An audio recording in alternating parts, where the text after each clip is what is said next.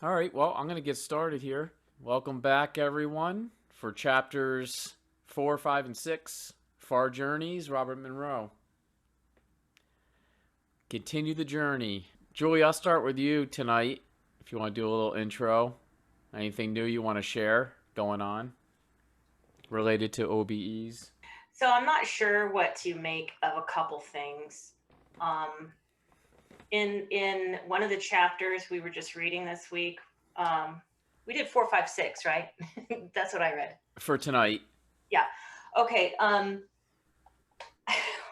I don't know. It may be nothing, but you know what? One of the responses was. We'll probably talk about this later, so I guess I could save it. But it's related to my experience. One of the responses is that some of the other not physical realities out there are slimy creatures. Do you Oh, remember reading? yeah. Oh, yeah, yeah. Like gelatin? Yeah, jelly slime. Yeah. And I've first of all, I've never heard that before. So it kind of freaked me out a little bit because you guys, I remember, if you remember, I told you about my 3D blackness experience. And I don't know if I told you about some of the images I saw during my 3D blackness moment. Do you remember that, Juice, at Yeah, all? I remember you talking about So that. basically, it was that, I was trying to do out of body, and I ended up, instead of going out of body, I slipped into this, 3D blackness and lost all sensations, all physical sensations, sound, everything was turned off. And then then my non physical eyes started working, and I was just looking at this 3D blackness. Well, I'll mention two of the images. One of the images, mostly geometrical images that were white, and then up at the top, maybe I did mention this, but up at the top was a skeleton of a feet. It looked like a fetus, a baby, like what you would see on an ultrasound, but it was skeletonish. And then I thought, well, that's weird. Why would I see a skeleton? But then it started forming, like you might see a baby, what a baby would develop as if you're looking at an ultrasound, and it kept growing, and it was really quite beautiful. I felt very good feelings toward it, like, oh, this is life, this is beautiful, it's a developing, growing life form. And then I'd look off to the left and see something off to the right. When I looked down below, I saw, this is the only one I remember that was color. It was like a peach pinkish blob on the sort of like just flattened out, like you would throw a piece of slime and it was splat, and it had a face, like it was just kind of looking up at me. And I didn't know what to make of it. It made me feel uncomfortable. So I looked away. I decided I'm not going to look at something that makes me feel uncomfortable. So I just enjoyed the other images. So when I read that, I thought, what? That is weird. I don't know. So I thought maybe there was a connection there. Yeah, And then, yeah, I don't know. those beans, I mean, if you did, from what I remember reading, is that they're pretty far out there, like thousands of light years away from us. Yeah, so I don't know why I would see that image, if it was a memory, if it was just nothing, just my subconscious. I have no idea. But I thought that was really weird that I saw it and then I read it. Yeah, I Um, mean, that's great. The connections between, like doing your research and then having your own experiences on the side and putting them together. yeah, for all I know, it was a premonition or whatever you call it, that maybe it related to, I knew that I was going to read that. I don't know. I don't want to really interpret it in one way or another, other than that was my experience. That's what I Yeah. saw. And then I also had another out of body experience. And it was again a failure, in my opinion, because it was so. I woke up at I went to bed late, like 12 or 1, and I woke up at like 4:30 in the morning and started practicing. And I practiced for hours and hours, probably till I feel like it was 8:30 before I was done practicing in and out of sleep. But during one of those set times, I was successful. I got out of body.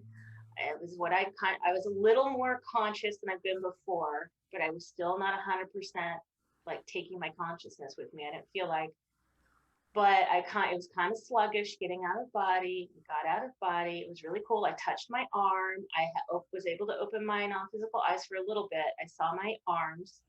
Um, so I'm like, okay, I feel it's kind of solid.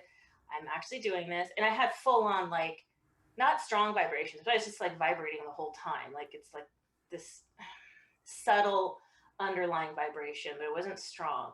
So anyway, I got out and I'm walking towards my door, which I'd done before, and I forgot to do what I said I was going to do. Rub my hands together, focus on my hands, clarity, full consciousness. I didn't do that. I forgot. So I'm trying to walk toward my door, and I'm like, ooh, I wonder if it's going to be solid this time. And I put my hand through my door, and it went through. I'm like, okay, I can do this. I'm going to do this. And then all of a sudden, there was some kind of fear. I could sense it. Like I heard sounds on the other side. I felt fear, and I started backing up, like backing away. And then I started kind of felt like I was slouching down and a little bit like cowering, like I was a little bit afraid. And then I just all of a sudden said, no, no, no, no, no, nuh-uh. And then I stood up like I can do this. And all of a sudden I had all this courage, and I felt like I was 6 feet tall. Like maybe I stood up too, I don't know. And then I woke back up in bed. I opened my eyes. Something happened. I don't know what happened. Maybe it was just too much of the fear or something. But during this process, this is the weird thing. During this whole time, getting out of body, I'm moving toward my door and trying to stay conscious. This is going to sound so weird, guys, but I felt like I opened, like a couple times my eyes opened, and a couple times they were closed again. So when they closed again and I couldn't really see, all of a sudden I saw right in front of my vision. I don't want to freak anyone out, but to me, the only way I would describe it is an alien face with alien eyes. And they clicked open and closed, and I almost heard the click. But here's the weird thing. Not only I didn't feel any fear at all. As a matter of fact, I felt like, oh, you're here to help me. And I said, lead me. And then it was a weird feeling, like I almost thought that I was the alien. At the same time, the alien was not me.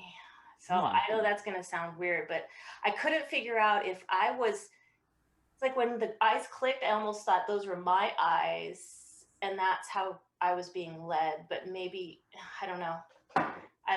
That's really how I can explain it. Did you know Robert Bruce? I know the name, yeah. He did a Mastering Astral Projection book. When he had I believe when he had his first out of body experience, he also saw an alien too, just the same way he described it. A gray out in his room as well. Well, yeah, I don't know. I don't really know all the terminology or the difference. I've heard the word gray before. I don't know what that is, but for sure, this was a positive experience with this entity. And I don't know if I made it up in my mind. Right. I don't know if it was real. I really don't. All I know is I kind of almost felt like it was really, really, if it was separate from me, it was very, very connected to me, so much so like I felt like it was being my eyes for me or something. And all throughout the day, I was feeling this longing, like I kept getting teary-eyed, and this longing like I was missing home. So that was really a very weird feeling, like a loving, longing feeling on and off throughout the day. So anyway, that was my weird recent experience. I'm not saying I'm an alien. I don't think I am, but I just think, I don't know, there's some kind of weird connection there. Yeah. Well, congratulations. You got some stuff to look into now, and it's always exciting when you get into these areas to figure out what's going on. And then you have the confidence build too. So when you get out next time, hopefully you'll have less fear and more information. Yes, for sure. I feel like every time I feel a little more confident, a little less fear, but I'm kind of frustrated with myself that I can't seem to be going faster. Because I feel like I want it faster, but then when I actually am having some success, I slow myself down, and it really makes me mad. Well, doing all those hours too. Gosh, that's great. You know, every hours all the way through the night and stuff, practicing. I Yeah, mean, I that's great think it's like determination.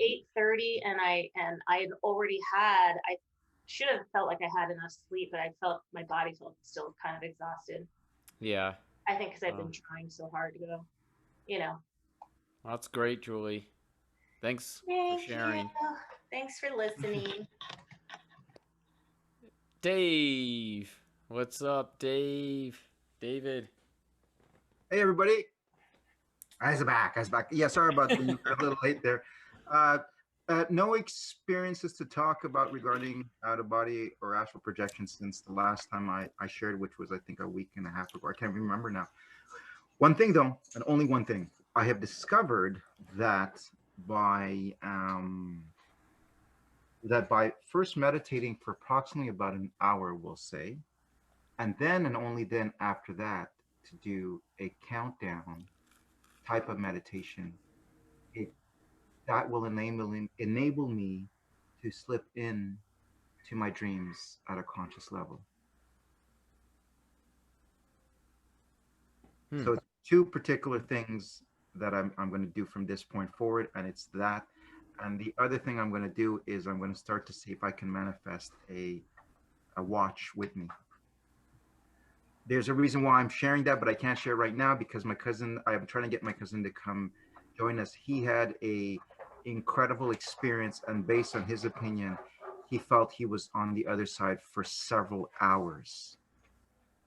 But that's it for me. Thank you very much. I'm Dave, a regular guy, blah, blah, blah, blah, blah. And I enjoy these conversations. So, Dave, you said you're going to try to manifest a watch? Yeah. Okay, cool. I want to see, like I've manifested other things before, usually a pad and pencil to write down things. Right. But I want to start manifesting a clock, a watch to carry with me so I can start looking at my hand when I'm over there. Something to kind of ground me a little bit. But it really is the meditation and then the countdown meditation afterwards. Because when I do the countdown, I go into sleep. I sleep right away, and I don't want to do that anymore. I want to meditate first and then do the countdown. Right. Method. Well, that's right in line with Robert Monroe's talking about him when he manifests stuff. So that'd be great to keep us updated. Absolutely. Sounds good. Thanks, Chris. Thanks, Dave. Juan, what's up, Juan? Yeah, hi. Hey, Juan. Yeah. What's new, man? What's new? Yeah, I had an experience. I went into a projection. Found myself in the, I don't know whether it's local one or local, but it wasn't the physical plane. It looked like my room, but a copy of my room. So I knew where I was. I've done this so many times. And I know if I open the door and I walk out, that's where the astral plane is. Okay. I was not interested in going to the astral plane. I just wanted to sit down and do a meditation in my room, in that room that looks like the physical plane. So I went to sit down in my normal, in front of my, where I normally sit, and then went into meditation. So I went deep. I did one of the William Bulmer. It's called inward movement, where you move inside of yourself. So I moved inside of myself. I went for a while, went in deep, and then I emerged. I re-emerged back into the same room that I was, but the room looked different. And when I say different, it had a color. I first started with like a black and white kind of room. And then it went to, it went through a color scheme. There was green and there was blue. The whole room, when I say the whole room, everything, even the furnitures, they were all blue. Everything was blue. And then I got to one where it was pink. And by the time I got to the part where it was pink, I was almost passing out. When I say passing out, it became very, very intense. It was hard for me to remain, to remain awake.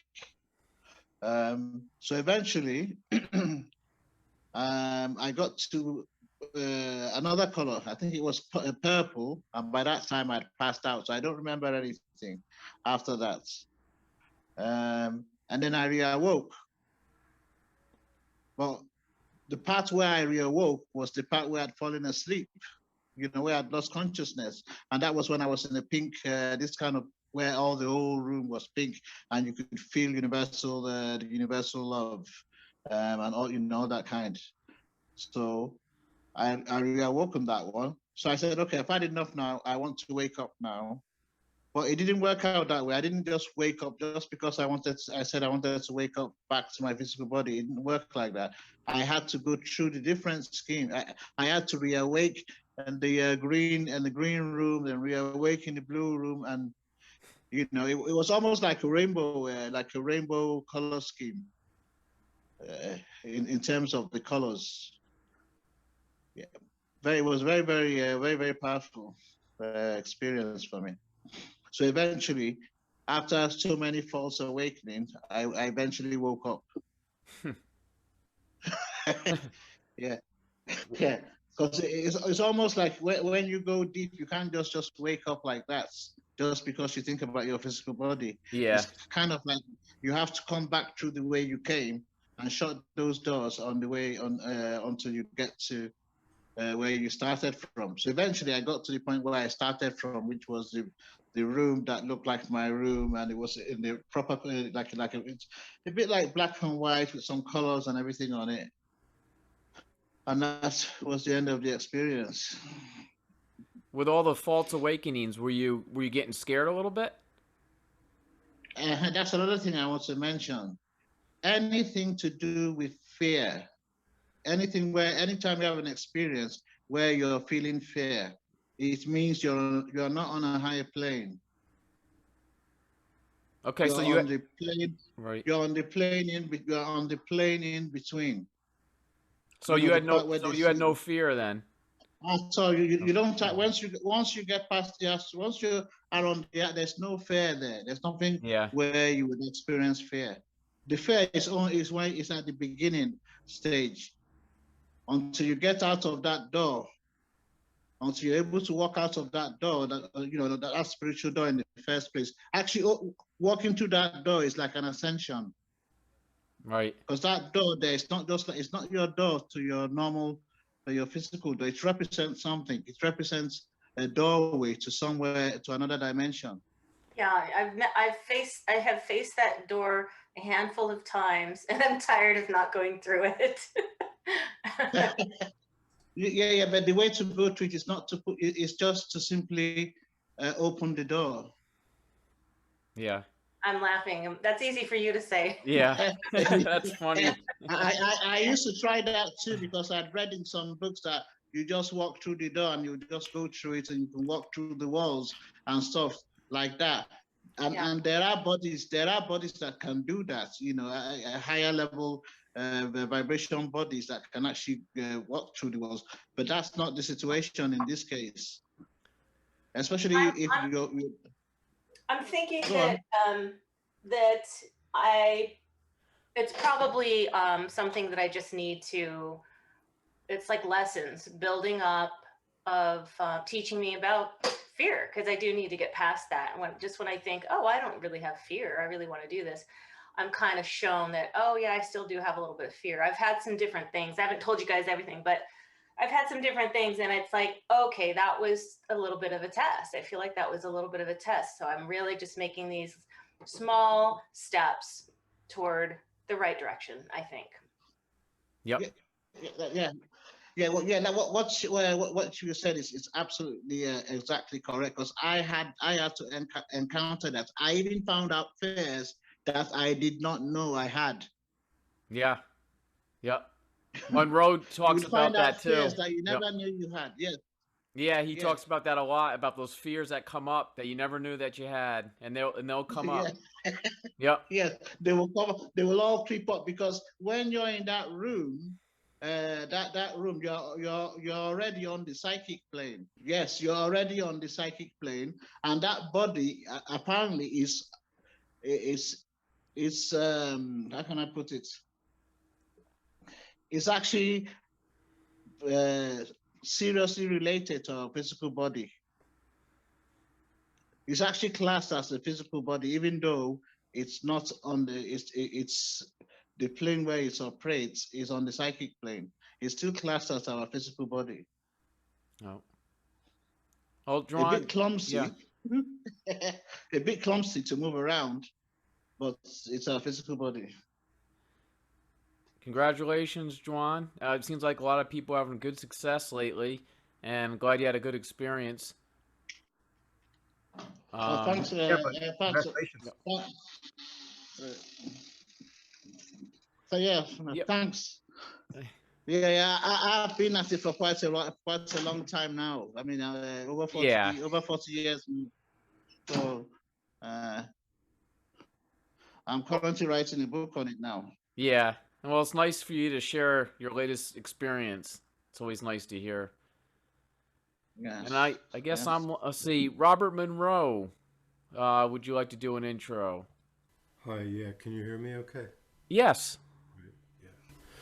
Yeah, just interested, to hear what you have to say about the book and people's experiences and stuff. So, Great. not much to report. What part of the what part of the planet are you on? Near Cleveland. Near Cleveland? Okay. Cool. All right. Thanks.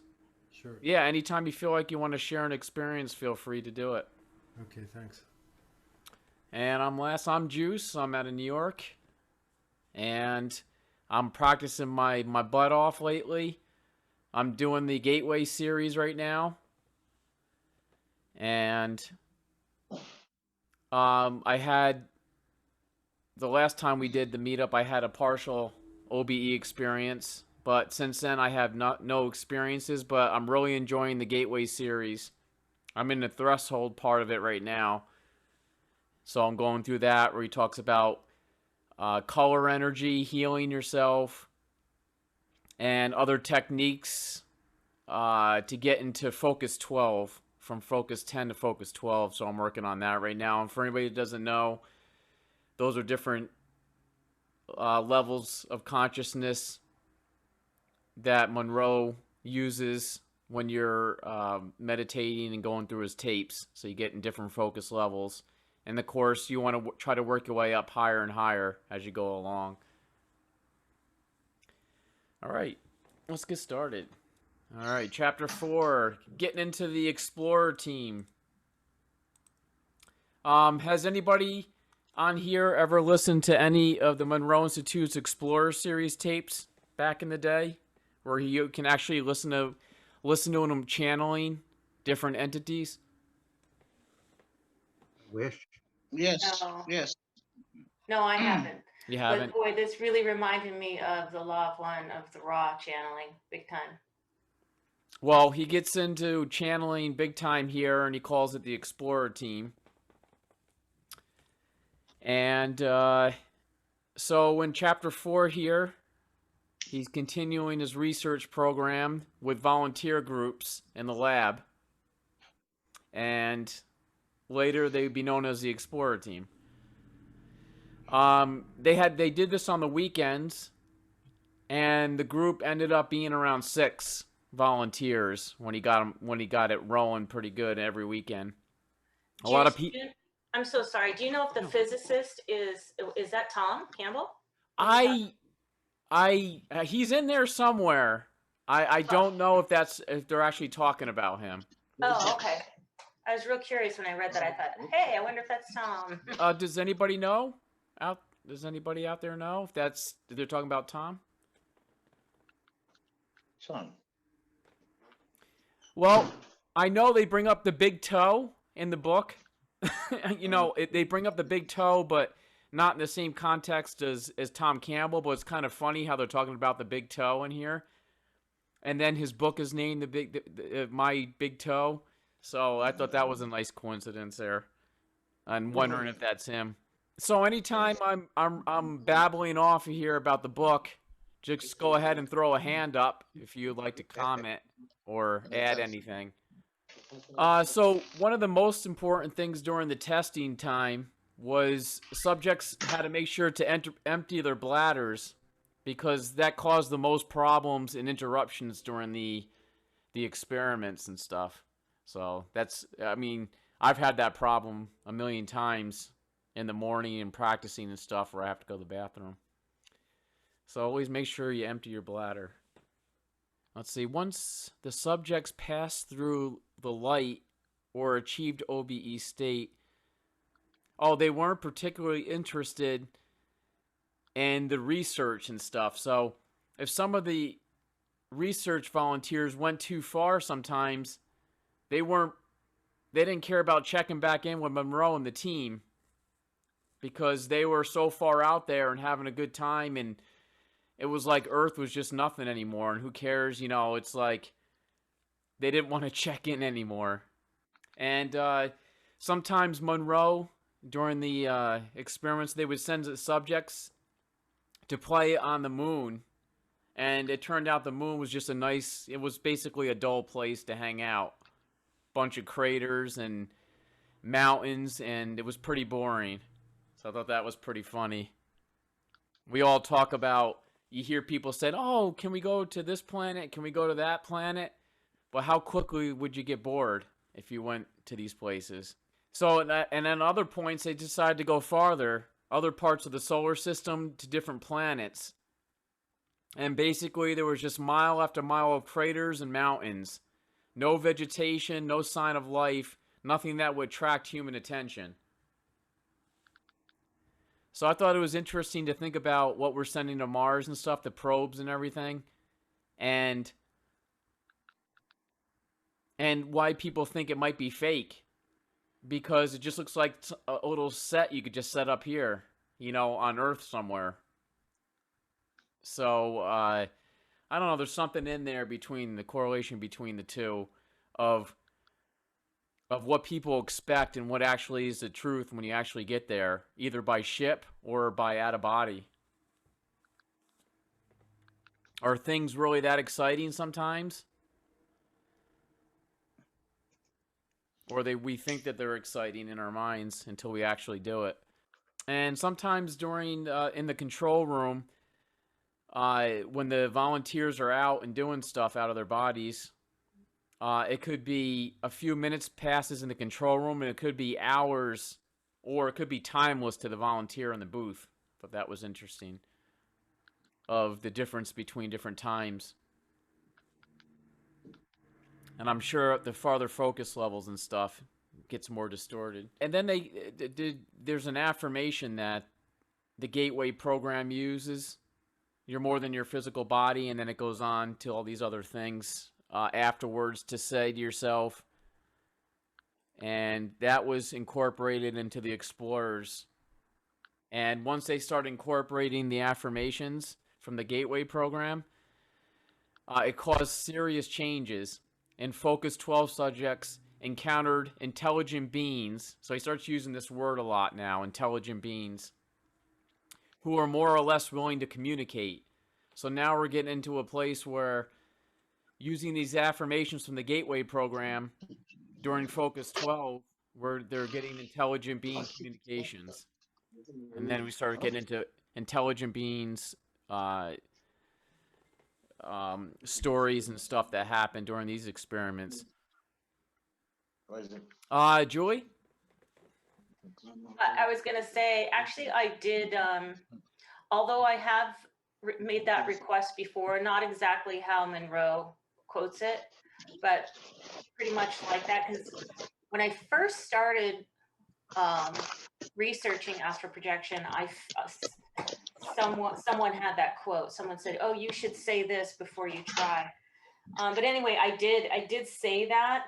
And that was the then later that evening, I did, like I said, I saw that, I guess, either a real entity or an entity of my imagination. But that was kind of, I did notice that I really had that intention. Look, I'm okay with your help, because the truth is I have had fear in the beginning. I was fearful to get help from alien entities or any kind of negative entities. I had that fear. So I feel like as I'm doing this, I'm getting a little more desperate and also a little more comfortable. And I was very much had that intent, like, I would very much welcome your help. So, I just wanted to share that I would probably encourage others to do that, my opinion. Yeah. That's great, because that was a big thing for the Monroe Institute when they started doing that. So I'm sure Right. if that's true there, it's going to be true with you as well. Right. Which, by the way, I had that experience before I read all this. But like I Right. said, I did know of Monroe's quote from when I first started researching over a year ago, and had kind of put that into use over the months here and there. But there was a piece of me, always a part of me, that's like, I don't know if I really want help. That kind of freaks me out. But now, especially after my experience that was positive, now I'm even more like, oh, okay, yeah, that's great. Well, if you think about it here on Earth, that if you look like you need help, some people might stop once in a while and try to help you. But if you ask for help, most likely you're going to get a lot more help than if you just wait for people to help you. So that probably sounds like it continues into other dimensions and stuff like Yes, that, other worlds. exactly. Yeah. Some people are just waiting around, and it's like, okay, if you really want to help, I'll help you, but you got to ask for it, because maybe you don't really want it at this part of your life or Perhaps free exploration. will is still an important factor throughout all of our levels of consciousness. Right. Uh, the free will ends when you get to the causal plane.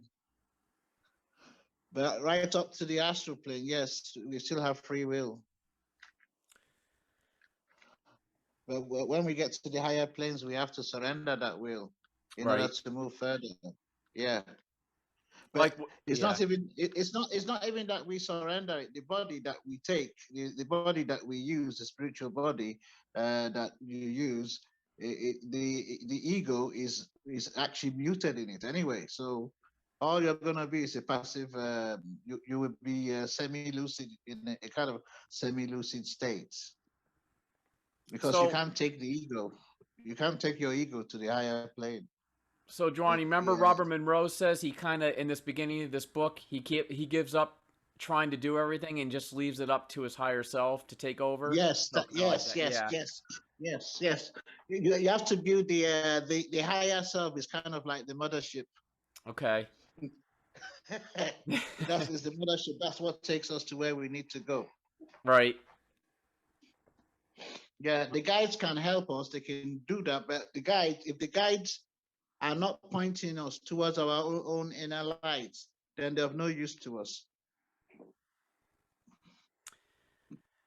All right. And then Do, as a book. do, Oh yeah. Go ahead. Go on. do you understand what I'm saying? If the guide is not pointing you towards your own light, then how are you going to know yourself? So that's the reason why your inner self is the ultimate guide that you use on the psychic plane, or to the highest level. The guides, they're good. I've used guides, but they're always pointing me towards my own. Right. Mm-hmm. Well, then he gets in here and the story too explores the different types of stories that they're having. And explorers, as they call, Monroe calls them explorers, started making friends with beings, different types of beings that would come and see the same explorer over and over and try to help them out. And then the entities start using the explorer's mind and vocal cords to communicate with the research team. So they started to get to an agreement where some of these beings could take over some of the volunteers' explorer's mind and body and then eventually communicate through their vocal cords. And you can listen to some of these. They're out there on the internet. You can listen to them. Just do a search for Robert Monroe's Explorers tapes or experiments and stuff like that. You'll see those come up. I've listened to them. They're pretty interesting. And I guess this was fun. And Booth 2 was the most favorite spot for explorers to do research inside the Monroe Institute in Booth 2, which also caused physical problems. For example, like car batteries going dead if they were parked too close to this room. So this room had a lot of energy, supposedly. Booth 2 at the Monroe Institute. Would anybody like to comment on Chapter 4? Otherwise, we'll move on to Chapter 5. All right. Chapter 5, New Associations. So, let's see here. 1/3 of the explorers willingly to have their physical bodies taken over and use of their vocal cords to speak. So, 1/3 of the explorers allowed themselves to do that, or were able to do that. And the other 2/3 made contact with other entities and reported the conversation. And so Monroe starts documenting this information as much as possible, and he ends up calling this the Explorer Material. So you can do a search for that too, Explorer Material. A being will usually appear to an explorer at first in the form of a hooded figure. I've heard a lot of people talk about hooded figures whose face is hidden in a shadow and is invisible in the beginning. That's how contact is made. Has anybody experienced a hooded figure? Yes, I've experienced a hooded figure, and I thought it was quite strange because I've never had that before. I was projecting, but just as I was about to leave my body, I noticed that there was a hooded figure observing me whilst I was coming out of my body. The color was gray. Well, I think he uses that one as like a kind of cloak. When they come down to the lower worlds, they have to cloak the energy, but with things. But I had a very weird experience.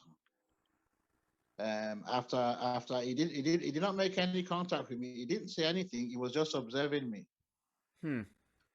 Yes. And that's I guess, when I ended. Sorry. Was there any telepathy between you two? Did you guys communicate through the mind? Normally, when I see people like that are observing me, because it's not the first time.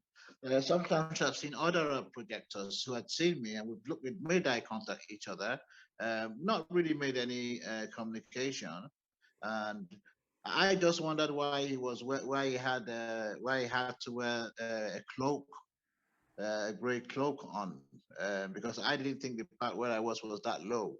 If you understand what I'm saying. Yeah. I think he mentioned in there it made it more familiar to the explorers, like using this type of cloak, this type of communication made it easier, in some way. Yeah.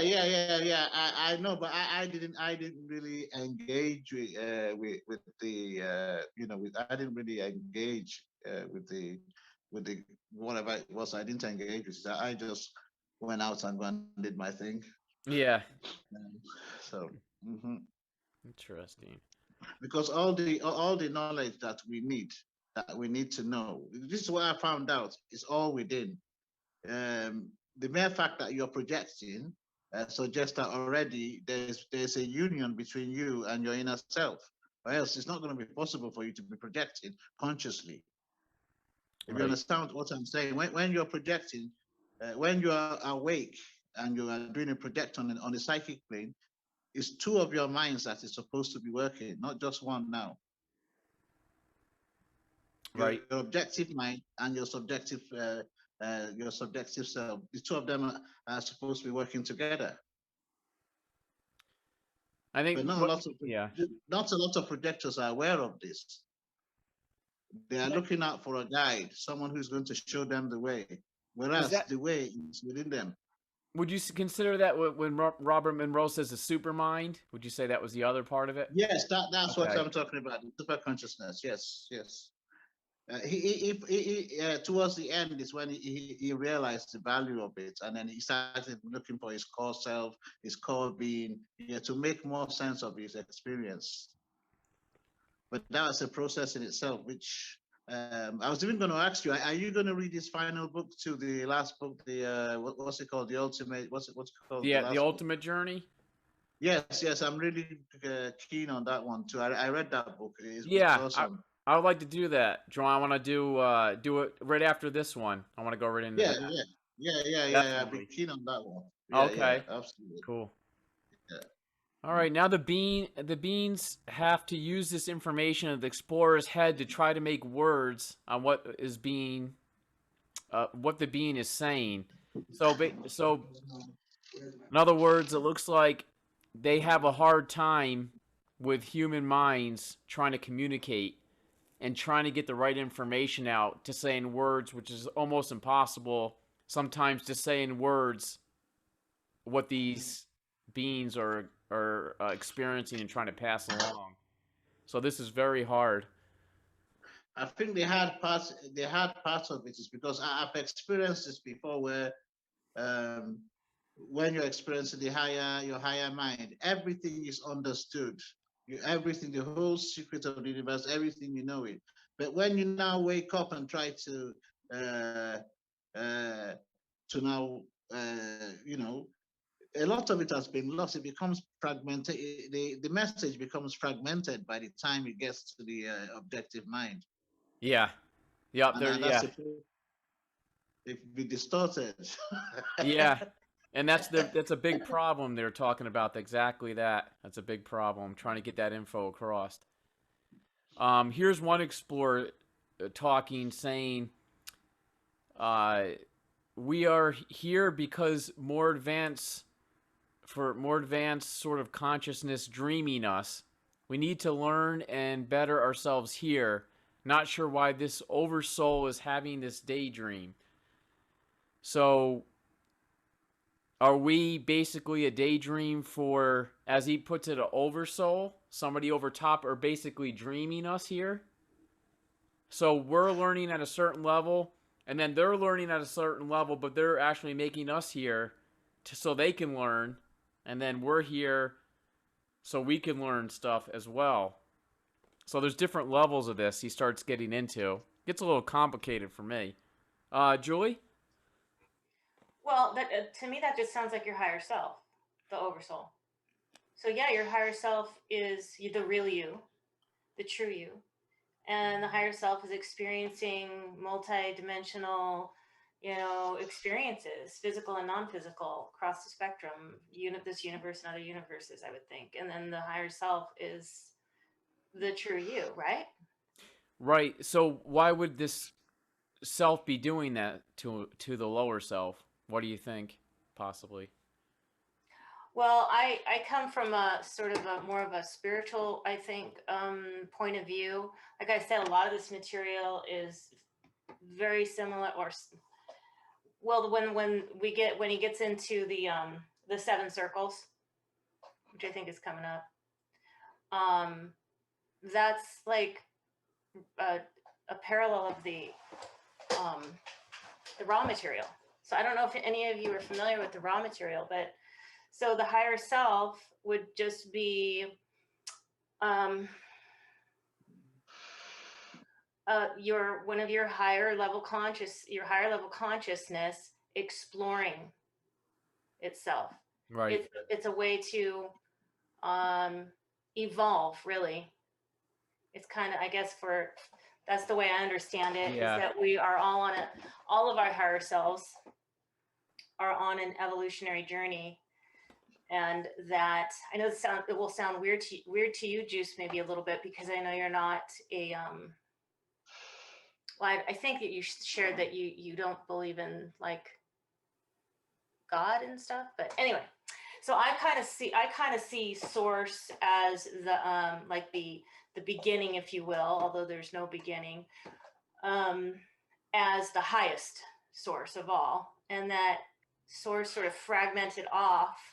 Let's just say he started off, he, she, they, whatever you want to say, it fragmented off into higher selves, and those higher selves fragmented off, and and then goes down 7 layers, like this one entity was sharing, is similar. When he didn't give his name, I guess, but Ra gave a very similar explanation that our universe, at least this universe, and he said other universes may have a different experiences, whole different experiences, but they're all 8 octaves, and that source, an original source, infinite original source consciousness, it abides or resides, or frequency is in the 8th octave, and then it lowers to another one frequency to 7, 6, 5, 4, 3, 2, 1, and then we evolve back into ourself, which is source. We're all source. We're all really originally source. And then that's the one, this universe. And then we start all over again in another universe. And it's an infinite evolution. It's an infinite process of source exploring itself, coming to know itself. Have you ever heard that? Yeah, I've heard bits and pieces of stuff like that, and it kind of goes into what we're doing tonight with the circles too coming up. Right. Yep. This might be a bad joke, but are we in like a universal multi-level marketing program here with our souls? Working our way up to the top? We are the top. We already are the top. Yeah.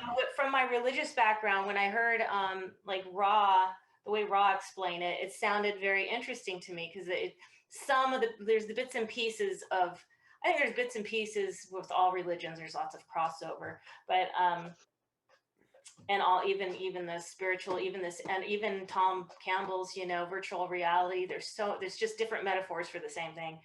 But Right. If you think about it, if this is a big if for some people, if original source consciousness that's never been created and just has no beginning and no end, is just infinitely all knowledge. If source consciousness is all knowledge, and it's just sitting there as pure being, pure consciousness, that would not mean that source consciousness has all experiential knowledge, because to have experiential knowledge, one has to experience. So source is all knowledge, enjoying for infinity, gaining experiential knowledge, just exploring itself. Yeah. And that goes on for infinity. It's a weird concept. I think Tom Campbell, the way he puts it, is that source is an evolving thing, but started off very, very basic, like really, really basic, and just has been on an infinite journey of growing, if you will. Yeah. It's very fascinating. Dave? Yeah, it's about this part in that chapter. On when he talked about how is there so many levels, and is there people on the other side looking at us, learning from us, and we're learning from them. Over the last 6 months, I'm starting to ask myself that question, if that's what's happening right now. I've had experiences where I shared one a couple weeks ago when I had a dream. It was a dream, very lucid, but it was a dream nonetheless. And there was a lady living in a house with me. She just lived in the basement, and everybody, I shared this. Everybody kept telling me, "Oh, don't go down there, because that lady, she talks to ghosts and so forth." And I was like, okay, but I was just curious. I mean, if there's ghosts down there, I want to see them. And this is all in my dream. So I go downstairs in the basement, and I see her talking to whatever there is, but there's nothing there. And then at one point, she's talking to them. And at one point, I walked by her and I got this electric shock in the dream.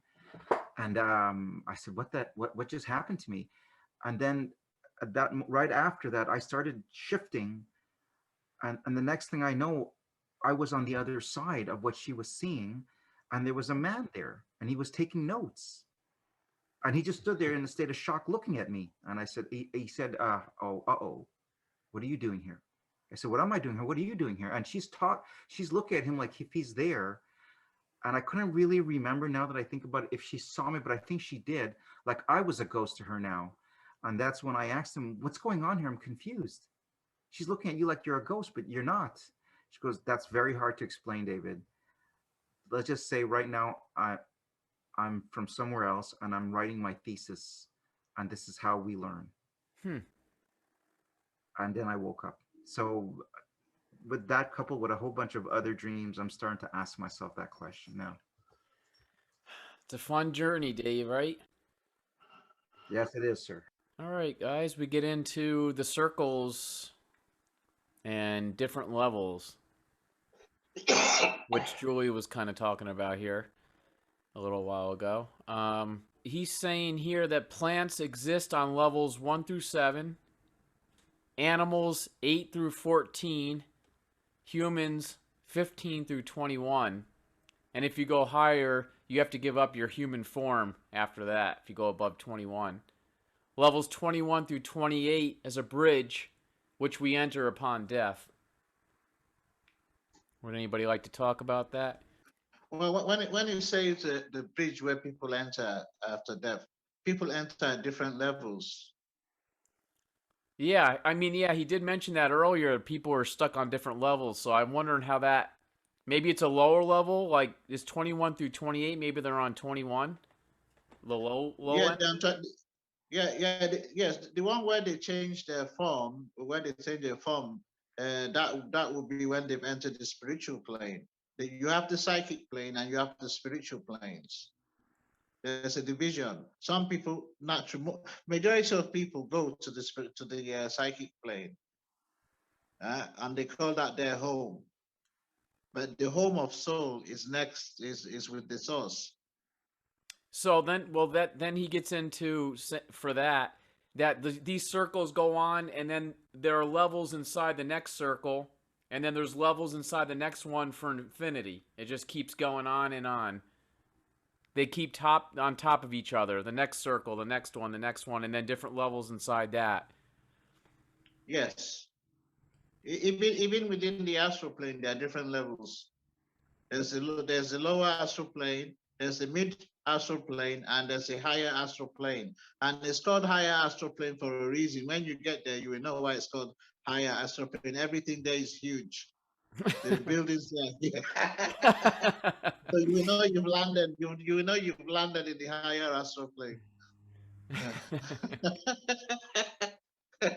Everything there is high when you experience it.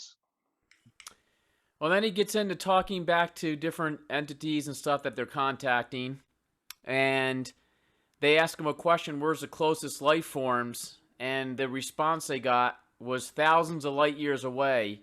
And I believe that's when he started getting into the jelly life forms. Starts talking about that, which Julie and I were talking about earlier. And then the experience she had, Julie, with that. He asked the question, how did the humans get on Earth? And basically, it's from fusion of particles that occurred that started communicating with one another by heat and the light and energy. So, little particles were fused together and started communicating through light and energy. That's how it was. It sounds like it was an experiment done here. And then he gets into his our spirits here inside our bodies, or the supermind, as he says, are different from the entities talking to them. So they're different. I don't know, different levels maybe. Julie. So yeah, so what I thought was interesting, again, was just the correlation to the raw material, and it made sense to me because the raw basically, who is, if you consider, let's say if you consider the circles, he called himself, or they, because it's a they, it's collective consciousness. They called themselves a sixth density entity. And so the way this would translate into Ra would be, the one would be the first density, which is where plants, um, basically where it first starts off, plants, plant life. And excuse me, no, excuse me, the way they described it, 1 through 7 is different. So Ra's number, first density would include 1, 2. No, that's true. That's true, because Ra said first density is plants, second density is animals, and third density is humans. And it kind of described, like, first density is basically consciousness can inhabits a rock or earth or water, or and it's just the elements, and interacts with itself over billions of years until consciousness is starting to evolve eventually into second density, which is animals. And it starts off as the lowest animal form and kind of starts evolving over billions of years until finally the animal is like a higher level consciousness, maybe a dolphin, which they have awareness, self-awareness, or pets are higher level density, because we communicate with our pets, name them, interact with them, helps them become self-aware. And then eventually the pets, evolve into, or the consciousness evolves into human.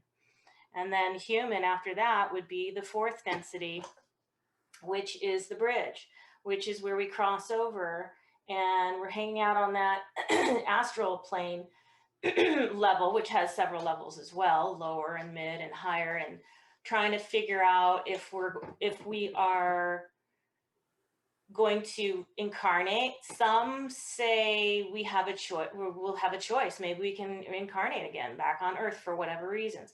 And some say no. You have to incarnate. And some say no. It's really up to you and your soul family. And you guys kind of go over and decide if you're going to incarnate again, or you can incarnate into another third density planet, not necessarily Earth. But if you want to have one more third or many more third density experiences, but not necessarily on Earth, this is the raw material. Mm-hmm. Then you incarnate into another third density. Or if you are ready to evolve, then you stay on the fourth density. You move through the 22 through 28.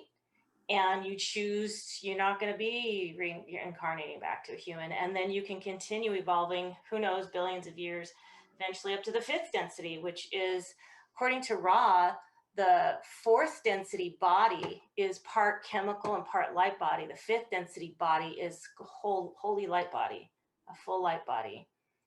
And you learn different things. Like the fourth density is really focusing on love and understanding. The fifth density is wisdom. Sixth density is unity and balance. Anyway, it's just totally fascinating to me how these all kind of cross over with one another. Yep.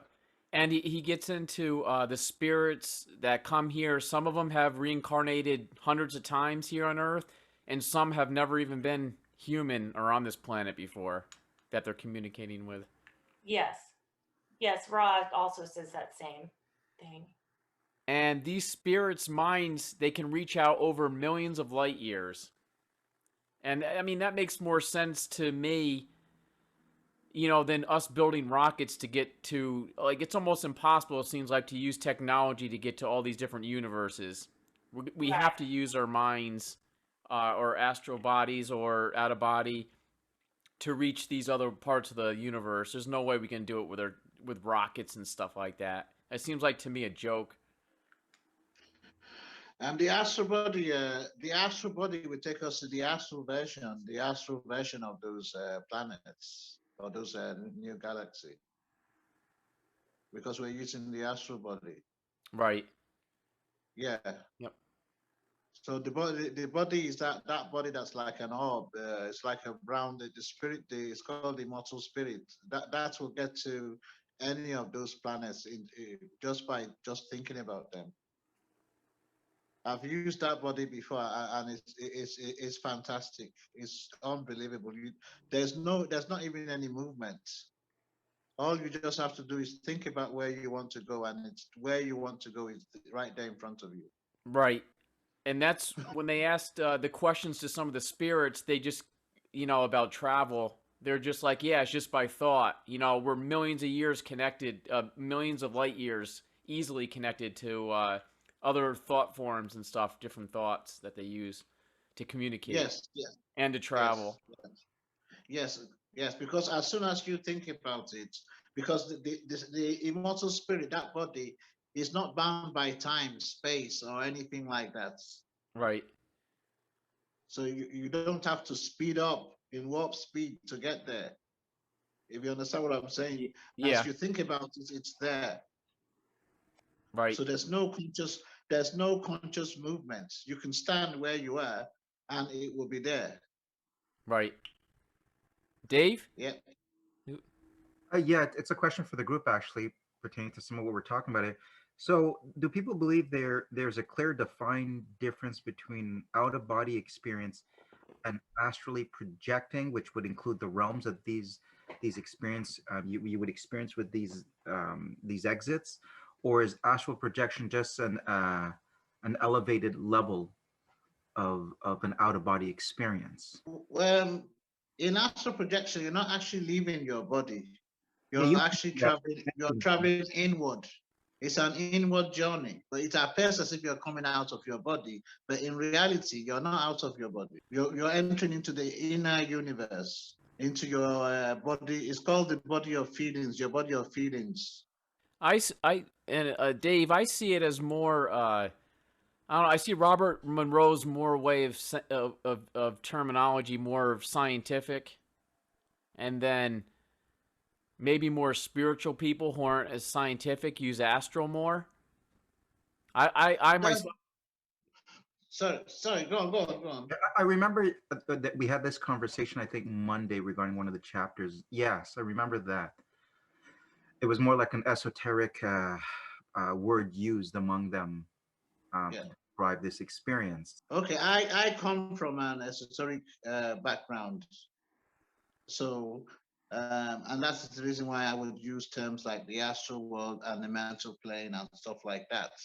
But from what I have found, out of the two groups, you have those like there are two different kinds of schools here. There's the school of Robert Monroe and the New Age astral projection, and there are those ones who have taken time to study the different planes and the results they get is much more than what you would get from your normal average person that projects, because they get to learn the tenth fold of man, of how we are constituted. What's the astral body? What's it got to do? What's the mental body? What does that do? You know, what are the capabilities? What kind of powers can you unleash from it? Those kind of things. How can you tap into these things? They've done the studies, and these people that have done the studies are scientists. They're not religious people. So what you're They referring thought, to, those aren't the people that are, when you say these scientists, those aren't the people that are into the esoteric beliefs then. they're not into when you say esoteric, it doesn't constitute a belief system. It's more to do with a practice of studying natural law. It's a study there, so they are scientists. They are studying natural law, but but on the psychic, the metaphysical realm, and they found out that there are certain laws, there are certain things that we can do and what we can't do, and the idea of soul, and all those kind of stuff.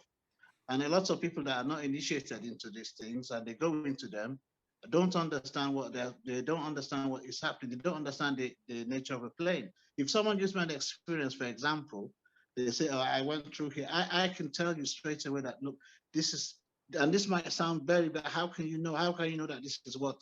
It's just by the language that you use to describe your experience. will tell the trained person exactly where you've been. And that includes your feelings. Let's say, for example, if you say you had fear, then I know straight away that, okay, you haven't gone past the fear barrier. And that fear barrier has to be crossed before you can move on to the next plane. Can I ask a question? It seemed like Robert Monroe had a lot of fear on some of his travels when people were, different entities were kind of messing with him. Was that, how would you describe that? That's not really the astral realm. That's like the three-dimensional. The mere fact that the mere fact that you mentioned entities, that's enough to tell me where. That's enough to tell me where that's happening. Well, he didn't use the term entity. He said that they were just, he described them as people, she or he, right, Juice? So he encountered people who messed with him here and there. But I don't know if he was really, well, yeah, sometimes he did describe it as fear, I would say, the way he reacted. He's like, okay, I want to get out of here. Yes. I guess, yeah. Especially locale too. He had a lot of craziness going on in there. Yeah, he had a lot of trouble where he would just try to get through it as quick as possible to try to get to places because he still didn't lose that fear. Yeah, that kind of is confusing to me. So I don't know, like when he talks about that, I wonder, oh, is that the lower astral realm? Or, oh, is that just the physical parallel of this, not near Earth, not lower Earth, but is that like a this actual physical Earth with just other entities? I get really confused on the categories. Well, I can come into that. If it was for the physical entities in the realm that he saw, if he had seen it in real time and in the physical form, then it means he's using the immortal spirits. Now, the immortal spirit doesn't have fear.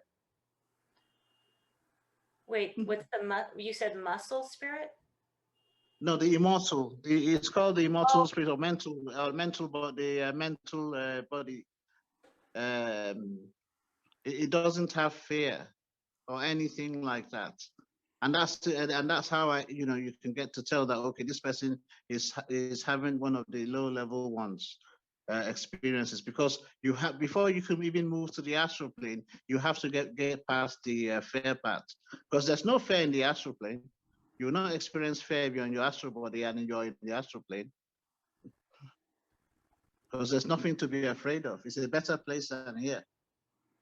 Well, I guess it's because I've been listening to Jurgen and Cyrus. I know Jurgen. Jurgen is a personal friend of mine. Yeah, some experiences like that like Cyrus has mentioned. I don't know if you guys ever heard when he talked about seeing, I think it must have been I'm assuming it's a lower astral realm, and they're all like jumping into this lava with their astral bodies. And it was like a scam, almost like a scamming situation where they were trying to scam, I don't know, others to, yeah, go ahead, jump in the lava. It's not going to hurt you. But actually it does. It can harm your astral body. Just one of the stories, I've heard a couple stories where, well, even Jurgen said, yeah, you can, I think it was Jurgen. You can hurt your astral body. Or I don't know if he meant astral travelers or people who are living on the astral dimension, but that not your immortal essence, but your astral body. So you're asking, did Robert Monroe like feel like he mentioned that you can ruin it? I don't know if he did. I don't remember him saying that, because I always remember him saying that he hardly had any problems because he's done thousands of them, came back basically fine. Fine, okay. Yeah. And if anything, he got stronger and better as time went on. I did feel uncomfortable when he had that trouble about getting back to his body, and he ended up in someone else's body. That was really weird. Yeah. I was like, okay, I don't think I'd want to do that. Oh, all right, guys. I'm gonna finish off this chapter here. There's just a few more things here I'm gonna mention. So, they got some information that basically were experiments for beings communicating with us. So we're experiment for them to learn. The ones that are communicating with Robert Monroe's volunteers, explorers, and they want to see how far they think they can take things. The things that they fuse together with particles to make us, how far it can go with that. And they get into things about when humans mate here and have offspring, they're curious to see what these offspring are going to be doing and what they make. He gets into stuff like that. And then at the end of the Explorer series brought more questions than answers. So the more that they try to get answered during these sessions, the more and more questions just kept coming up. Just getting deeper and deeper and deeper. Just like, I guess, when we look at the universe, just keeps getting bigger and bigger. And then when we look inwards on a microscope, it just keeps getting more denser and denser and farther down. So, any questions? Anybody want to bring anything up on Chapter 5?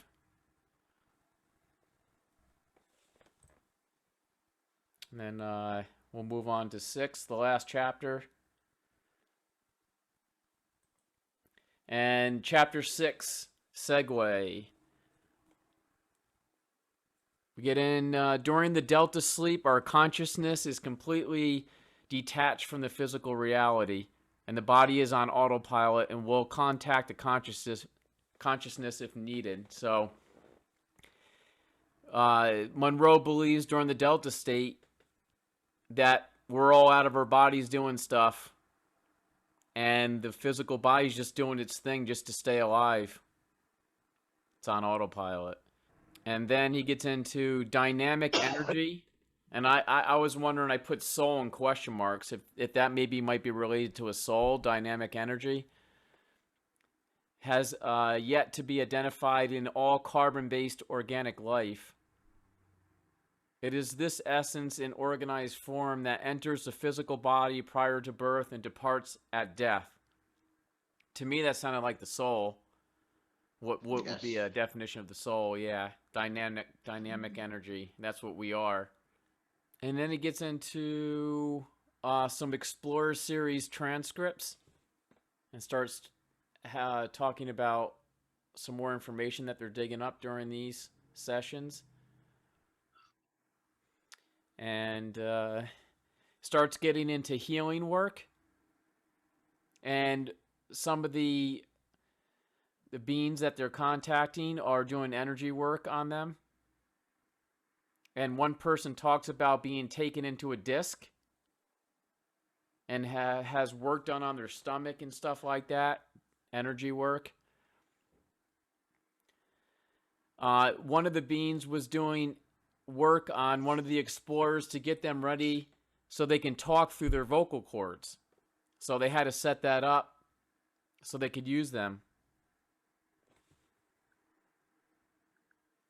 And then one being is working on someone's big toe. And then I wrote down here I'm like, Tom Campbell got maybe this idea for his book, or is that Tom Campbell they're talking about?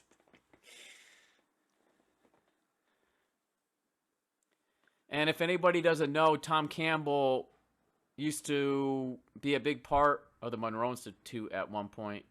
I believe he still does stuff there, as far as I know.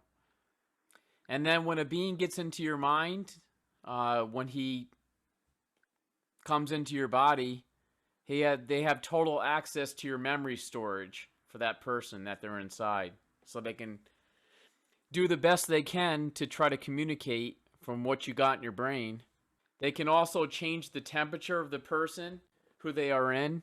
And I put a thing there about monks, how monks can change your temperature. And I'm wondering sometimes if when the monks change their temperature, if they actually have somebody inside them and they're gone, the monk's gone, and somebody else is heating up their body or cooling it down. They also know the entire history of the humankind and Earth, these beings. And it sounds like a little bit like the Akashic Records. For anybody who doesn't know, it's a place you can go to get all the information on everything's being stored there. on Earth here, what's going on, and probably the universe. And some beings, which I mentioned before, have lived on Earth. They tell some of the explorers that they've lived on Earth before, and some have never been human. And then he gets into intelligent species use a NVC, and that's the nonverbal communication. So he starts getting big into that, which sounds like telepathy for me, communicating, and that's the main mode of communication is NVC, nonverbal communication. And then he gets into some examples of the NVC. And then humans, we need to be very proficient in NVC to start communicating with intelligent species. So Monroe didn't do a lot of this channeling work, I believe, because he wasn't that good at the NVC. Feel free to correct me if I'm wrong, but that's what I got out of it. That part doesn't even make sense because those bodies naturally, that is how is via telepathy you're going to communicate. Because I remember when I tried to communicate using words, I found I didn't have any vocal cords. I could hear the sound wanting to come out, but there's no vocal cords. So I realized I was in my energy body. It's the same body, when people having sleep paralysis, they're screaming, they're shouting, but nobody can hear them. Yeah. Yeah, it's that body because that body doesn't have vocal cords.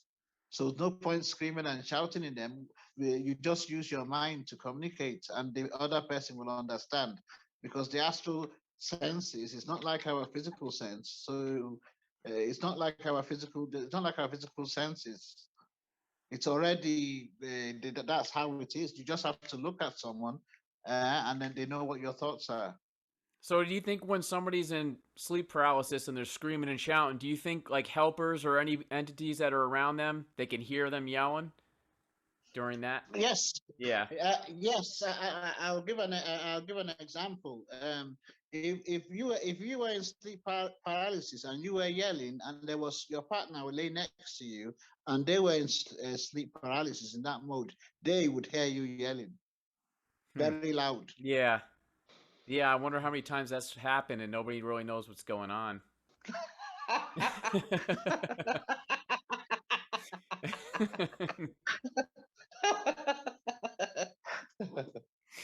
Yeah. So, Because I had yeah. I had sorry to I had an experience like that before, where my son was laying next to me, and all of a sudden I must have gone into sleep paralysis mode, so I heard my son crying and crying very hard, loud, to the point where I woke up. But when I looked at him, he was sleeping very peacefully, and I thought that's strange. Well, why was he crying? So I went back to sleep again, and this time went back into the sleep paralysis again, and again he was crying. And then I woke up again, and then I heard somebody shouting in my room, and then I noticed that there was somebody standing near my bed. Um, and the funny thing about it was that this person that was standing near my bed was someone that I know on the physical, and they're not dead; they're alive. And yet, and yet, here they were standing here, and they were heaping all kinds of curses on me and my family as we slept. And it's because she was making a lot of noise.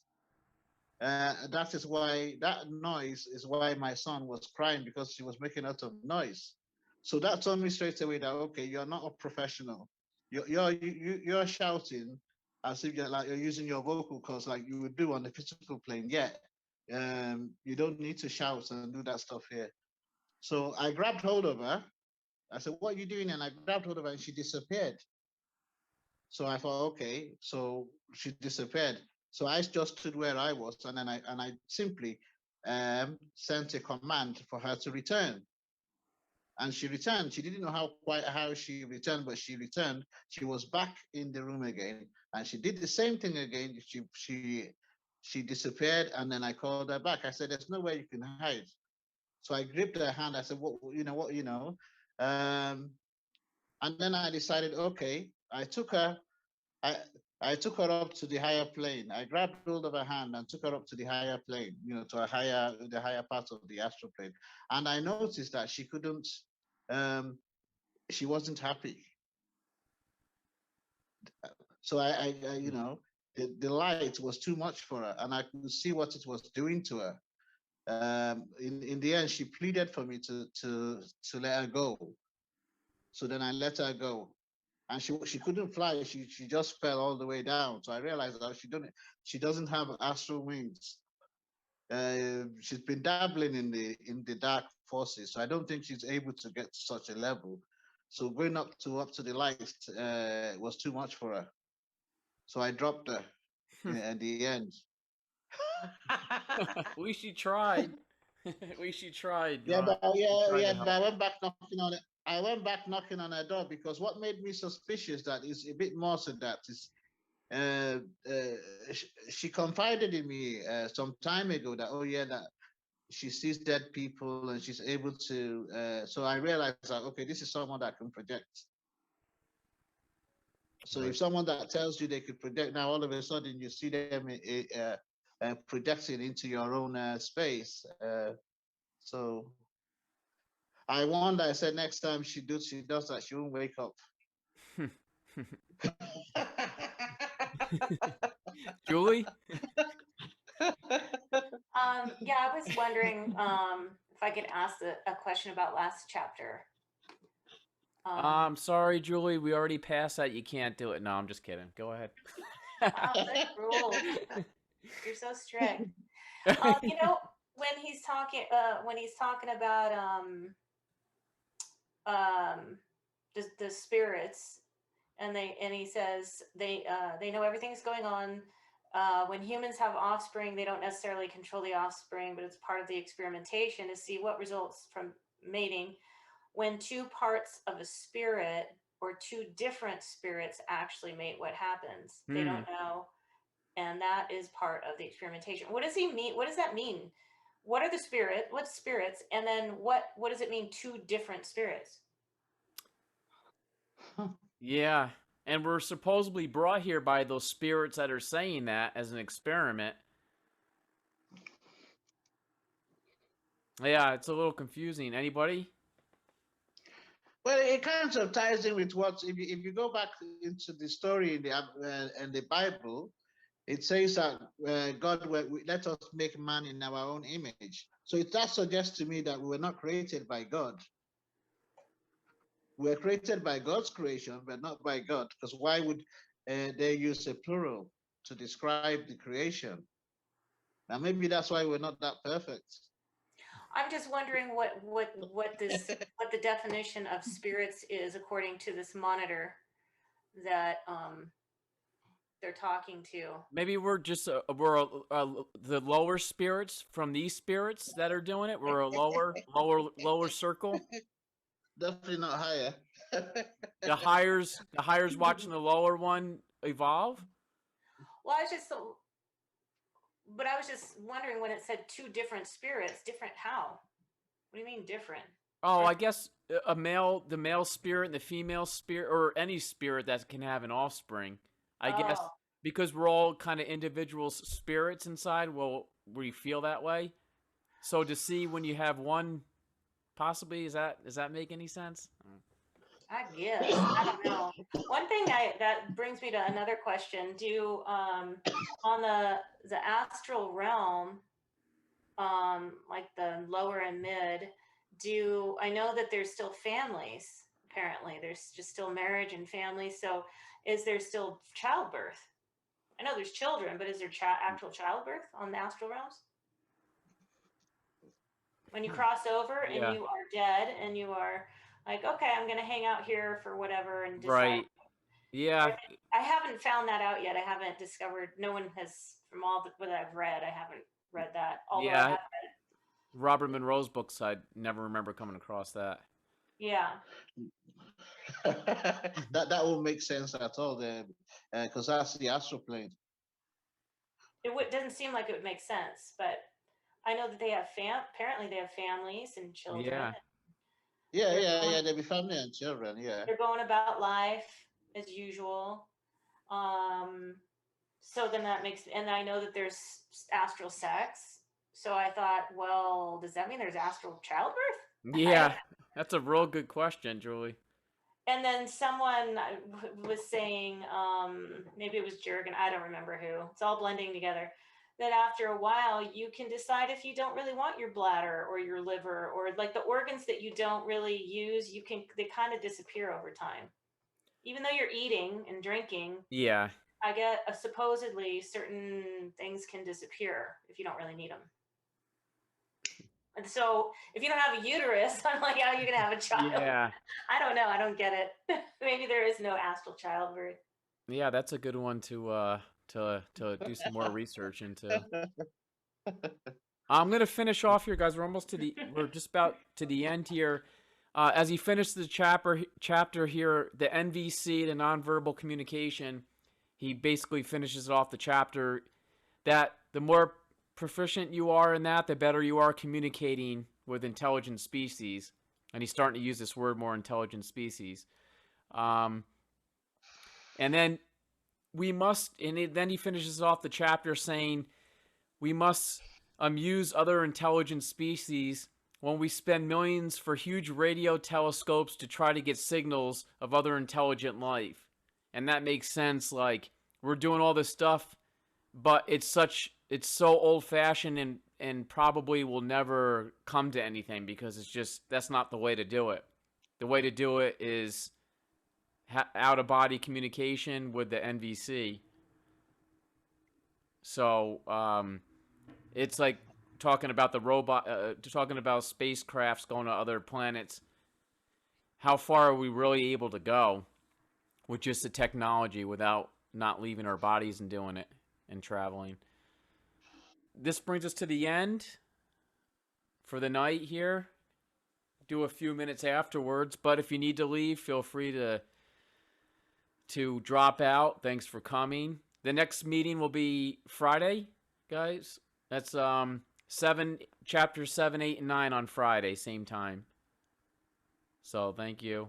Would anybody like to ask a question before we close the night? I'm out of here. Good night, everybody. Good night, Dave. I was just going to ask if anyone if you've seen Arrival, the movie Arrival. I haven't. Anybody? 2016. Yeah, that's pretty cool. You guys should see sci-fi, and it's about alien communication, and kind of cool. It's about nonverbal communication, and this linguist that gets on the team to be able to learn what these aliens are trying to communicate to the humans. Oh, is it a new movie? No, I think it's 2016. Okay, check it out. Thanks. Yeah, I like it. I liked it. Anyway, I mean, it might be a little slow for some, but I thought it was just so cool. The whole The Arrival. Check it out.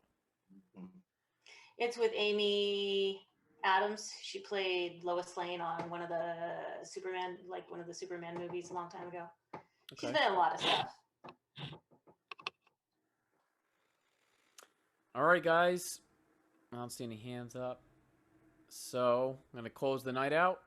Thanks. Good night. Good night, everybody. Good night, everybody.